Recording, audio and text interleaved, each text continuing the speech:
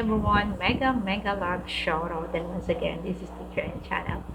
And for today's video, guys, ayan, kakaiba po ang aking ibibigay sa inyo na reaction ngayon ng mga kalingap. Sabi ko nga, this is different from the usual videos that I am uploading, yung mga katulad na mapibigay ko ng mga reactions dito sa kalingap. But this is also a part of, giving reaction to pinagtagpo, ngunit hindi tinadhana. Di ba nakakatuwa yung ganong klase? Kumbaga, you've met, but hindi kayo destiny.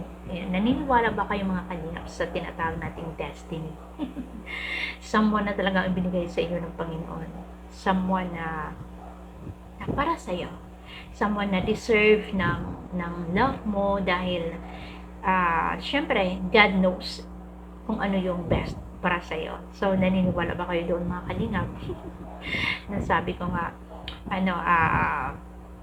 God will do everything for you para magkaroon ka ng maayos na buhay as long as na you are a good person, yun, na as long as na hindi ka nagluluko ng kapwa mo, as long as na isa kang mabuting tao, so God will do everything for you para maging maayos ang buhay mo. So, sabi ko nga, huwag kayong malungkot doon sa mga tao na kumbaga, meron kayong natagpuan, pero you part your ways, kumbaga naghiwalay kayo. Huwag kayong mawawala ng pag-asa mga kalingap, because someone will be there for you. And God will give you someone that will really love you truly. Ayun.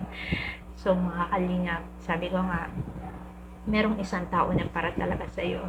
And just pray for it and God will give you at the right time. Okay guys, so ayan, kunting lang to, kunting reactions doon sa mga tao na medyo malungkot dahil yun, nagkahiwalay sila. No, huwag po kayong mawala ng pag-asa dahil kaya kayo nilayo sa bawat isa dahil merong tamang tao para sa inyo. Hi guys, so that's all, and this is just a simple reminder from Teacher Ann.